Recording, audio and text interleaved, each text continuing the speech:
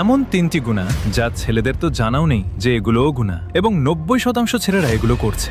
আপনি এই ভিডিওটি আপনার সকল বন্ধুদের সাথে শেয়ার করুন। যদি আপনার শেয়ারের কারণে একজনও এই গুনাহ ছেড়ে দেয় তবে তার সওয়াব ইনশাআল্লাহ আপনিও পাবেন। 1. নিজের কাপড় টাকনুর নিচে রাখা। সেটা জিন্স হোক বা ট্রাউজার হোক, এটা হারাম। আল্লাহ রাসূল সাল্লাল্লাহু আলাইহি ওয়াসাল্লাম বলেছেন যে কিয়ামতের দিন আল্লাহ তাআলা 3 শ্রেণীর মানুষের দিকে তাকাবেনও না এবং তাদের জন্য যন্ত্রণাদায়ক শাস্তি রয়েছে। তাদের মধ্যে একজন হলো যে টাকনুর নিচে কাপড় পরে, এমনকি নামাজের সময় এমন হলে আল্লাহ তাআলা তার নামাজও কবুল করেন না। 2. আপনি যদি শর্টস পরেন এবং তা আপনার হাঁটুর নিচে হয় তবে কোনো সমস্যা নেই, কিন্তু যদি তা হাঁটুর উপরে হয় তবে তা গুনাহ হবে, কারণ ইসলামে পুরুষের সতর হাঁটু পর্যন্ত এবং সতর ঢেকে রাখা ফরজ। 3.